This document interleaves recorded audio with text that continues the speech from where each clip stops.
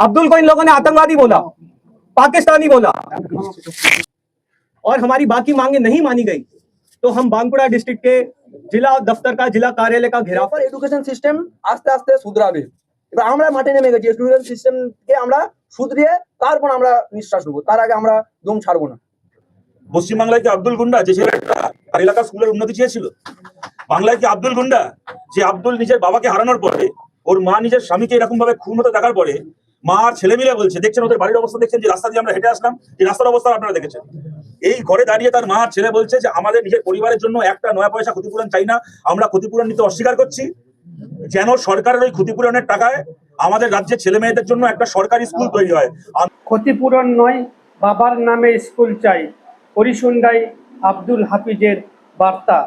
বাঁকুড়ার ইন্দাস ব্লকের করিসুন্ডা গ্রামে সিজেপির কর্মী আব্দুল হাফিজের বাবা মোহাম্মদ মাফিককে পিটিয়ে হত্যার অভিযোগ ঘিরে রাজনৈতিক উত্তেজনা তৈরি হয়েছে। নিহত পরিবারের সঙ্গে দেখা করেন সিজেপির কেন্দ্রীয় নেতৃত্ব আশুতোষ রাঙ্কা এবং সিপিআইএমের নেতা শতরূপ ঘোষ। আব্দুল হাফিজ ও তার মায়ের সঙ্গে কথা বলে পরিবারের পাশে থাকার বার্তা দেন তারা। পরিবারের পক্ষ থেকে ক্ষতিপূরণের পরিবর্তে নিহত মোহাম্মদ মাফিকের নামে আন্তর্জাতিক মানের একটি স্কুল তৈরির দাবি জানানো হয়েছে। তাদের সরকারের কাছে মোট 4 দফা দাবি তুলে ধরে 10 দিনের সময়সীমা বেঁধে দেন আশুতোষ রাঙ্কা। দাবি পূরণ না হলে বৃহত্তর আন্দোলনের হুঁশিয়ারি দেন তিনি। সিজেপির অভিযোগ, দিল্লি থেকে ফেরার পর আব্দুল হাফিজকে বিজেপির বিধায়ক নির্মল ধারা ও তার অনুগামীরা সন্ত্রাসবাদী ও পাকিস্তানি বলে হুমকি দেন। শতরূপ ঘোষ প্রশ্ন তুলেন, শিক্ষার উন্নতির দাবিতে সরব আব্দুল কি সত্যিই গুন্ডা? আপনারা দেখছেন বিএম নিউজ বাংলা, ন্যায়ের পক্ষে নির্ভীক আওয়াজ।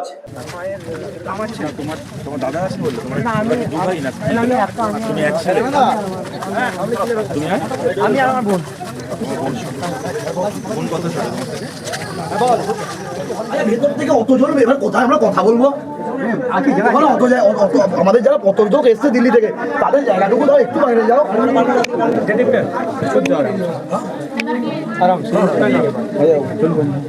দেখো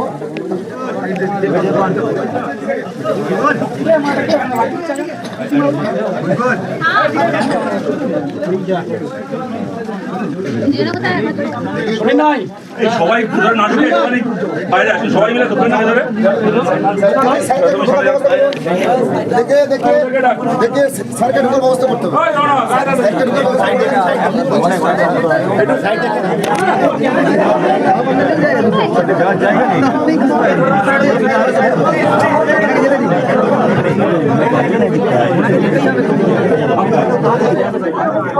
आप लोग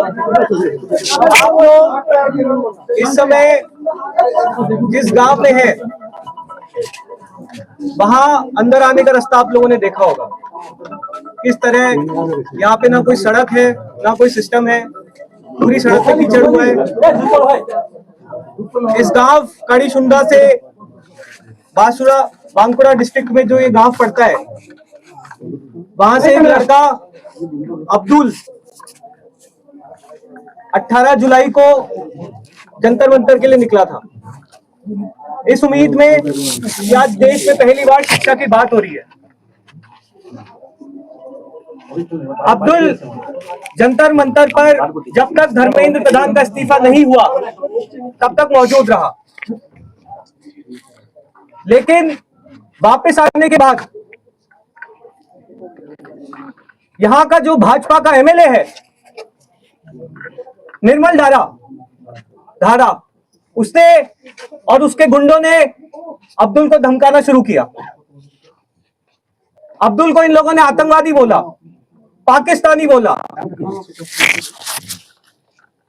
जब हमारी स्कूल ठीक करो कैंपेन की शुरुआत हुई तो अब्दुल ने कहा कि वो शिक्षा सुधार के हमारे इस मुहिम में साथ रहेगा और वो सिर्फ इस गांव के हेडमास्टर से काशीनाथ दे, जो खुद भाजपा का एजेंट है, उनसे परमिशन मांगने गया था कि आप परमिशन दे दीजिए, मैं स्कूल देखना चाहता हूं, मैं स्कूल ऑडिट करना चाहता हूं और किस तरह से हमारे गांव का सरकारी स्कूल ठीक हो सके, इस बारे में बात करना चाहता हूं। लेकिन इस घटना के बाद काशीनाथ ने भाजपा के गुंडों को इन्फॉर्म किया और जैसे अब्दुल घर पहुंचा, भाजपा के गुंडों ने सबसे पहले तो घर की लाइट काटी और उसके बाद पूरे परिवार पर हमला किया। अब्दुल के आप ये निशान देख सकते हैं। आप सोचिए कि जिसके गले में सरिये के निशान है, वो गुंडे क्या सोच कर आए थे। बीच बचाव करने जब पिताजी आए तो उनको भी मारा।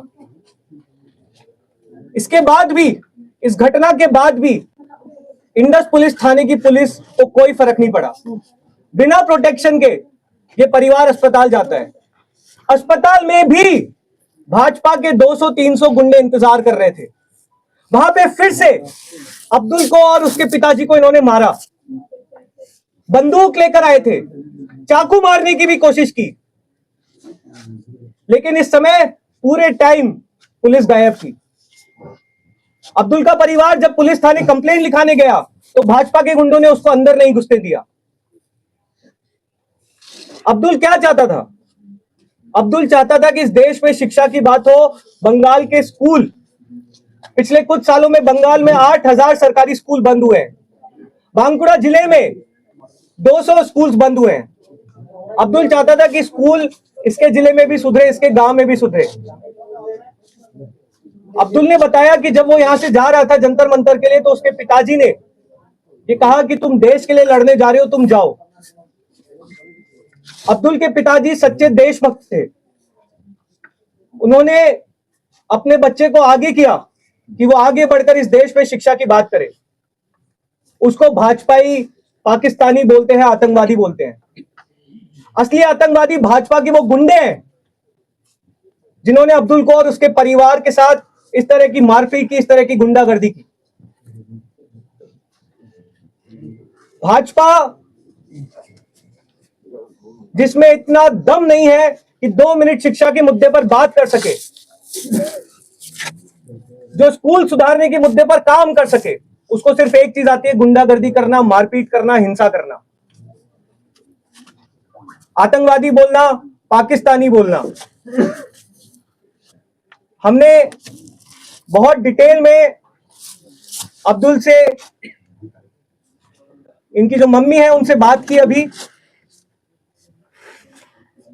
और दीपके ने भी अभी अब्दुल से वीडियो कॉल के माध्यम से बात की।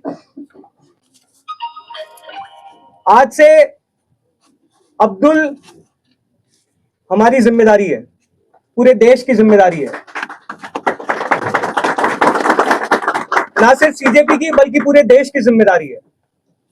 और इस देश में हर वो व्यक्ति जो शिक्षा सुधारने के लिए लड़ रहा है, हम लोग उनके साथ खड़े हैं, उनके पीछे खड़े हैं। हम भाजपा के गुंडों से डरने वाले नहीं हैं। तुम्हारी ये गुंडागर्दी अब और नहीं चलेगी।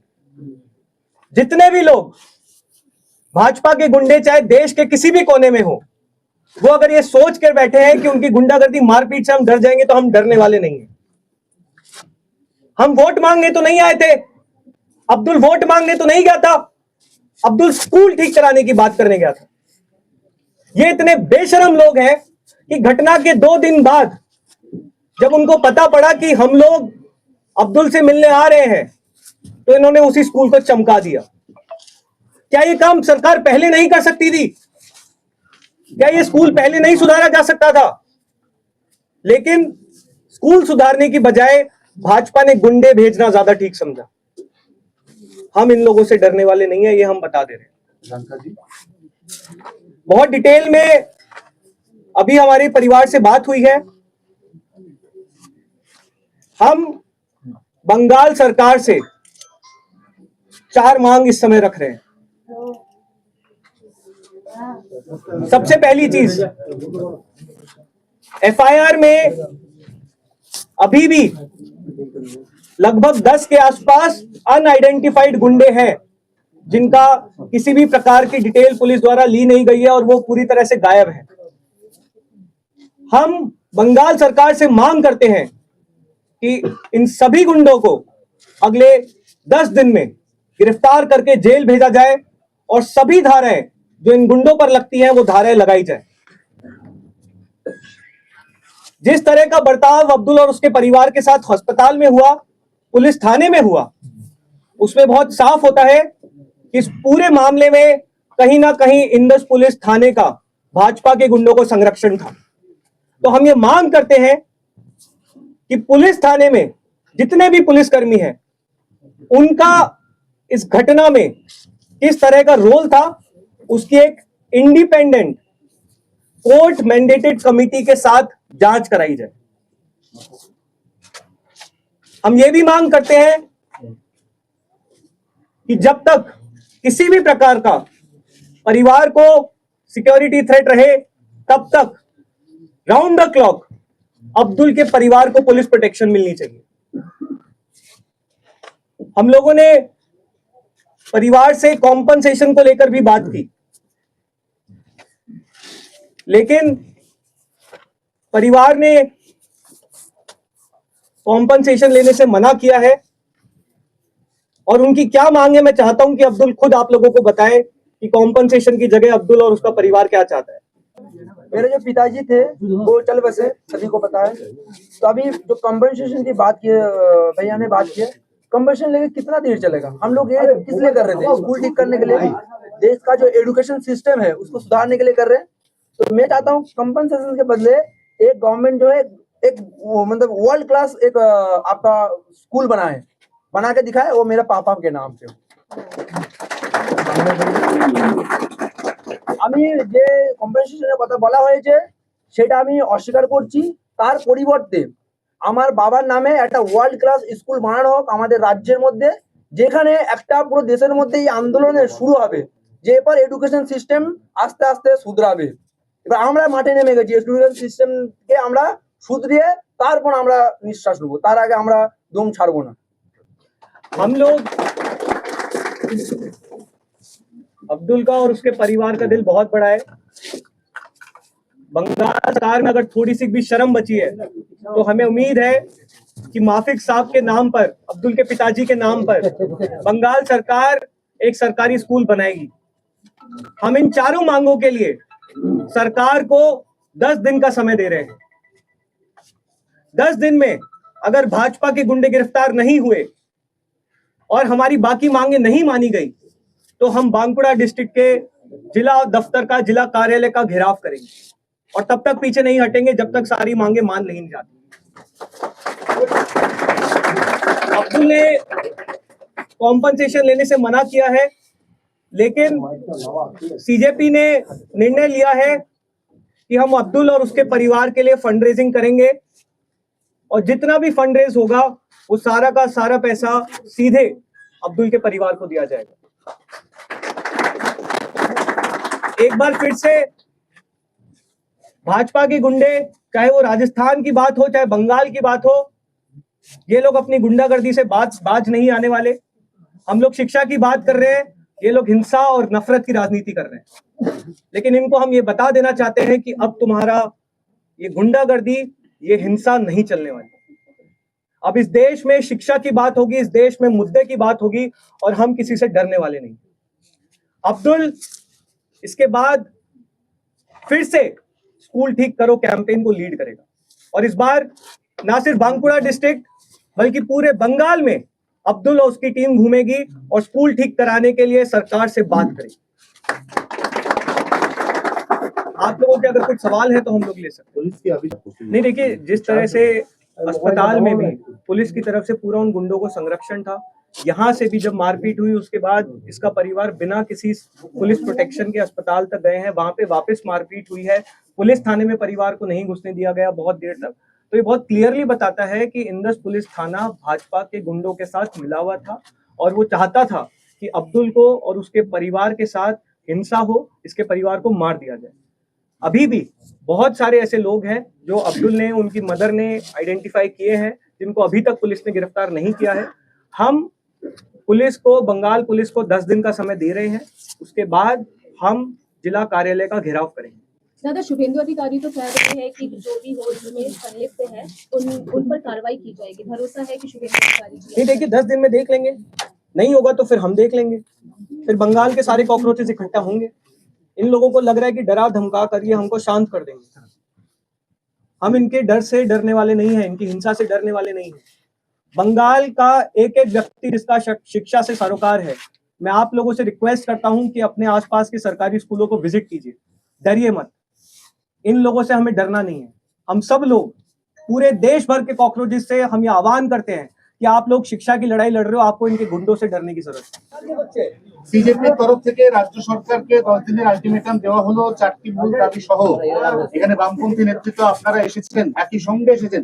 আপনাদের কি পৃথক কোনো দাবি রয়েছে না একই দাবি? পৃথক কোনো দাবি নয়, এটা যেটা বললেন আশুতোষ, তার সঙ্গে খালি একটা সংযোজন করছি। এটা আশুতোষও এটা বলবে পরে, আবার যখনই হবে, কোনো কারণে বলার সময় মিস হয়ে গেছে। তা হচ্ছে, আপনারা জানেন যে আব্দুল সবার আগে স্কুলে গিয়ে স্কুলে যে হেডমাস্টার কাশীনাথ দে, না ওনার নাম কাশীনাথ দে, তার কাছে গিয়ে বলেছিল যে আমরা দেশ জুড়ে সিজেপির ডাকে এরকম ভাবে আমাদের এলাকার স্কুলগুলোর কি অবস্থা, সরকারি স্কুলের কি অবস্থা, তাই নিয়ে আমরা একটা সিটিজেন্স ভিজিলেন্স, আমরা একটা নাগরিকদের পক্ষ থেকে তা একটা দেখতে চাই। আমরা খালি স্কুলটা দেখতে চাই কি অবস্থায় স্কুলটা চলছে। একজন হেড স্যারকে এইটুকু কথাও বলেছিল। পরের দিন যখন স্কুলটাকে দেখতে গেল তখন ওর জন্য বিজেপির গুন্ডারা ওখানে অপেক্ষা করছে।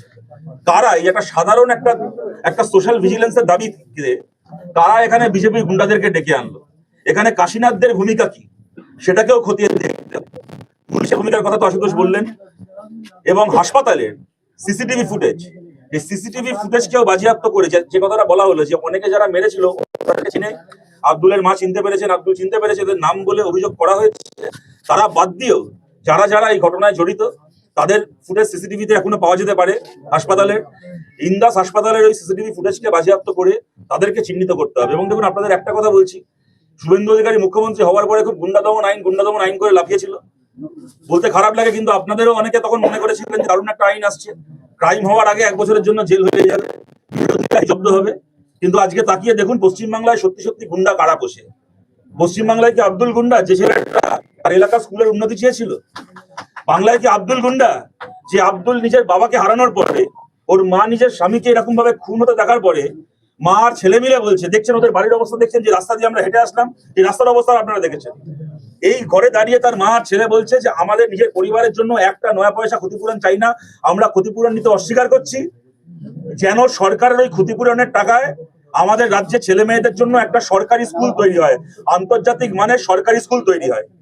তাহলে স্কুল চাই যে ছেলেটা, সে কি গুন্ডা? নাকি স্কুল চাওয়ার জন্য যারা পিটিয়ে মেরে ফেললো সেই শুভেন্দু অধিকারীর দলের মণিমাণিক করা সত্যিকারের গুন্ডা, সেই গুন্ডাদেরকে বাংলায় কে দমন করবে?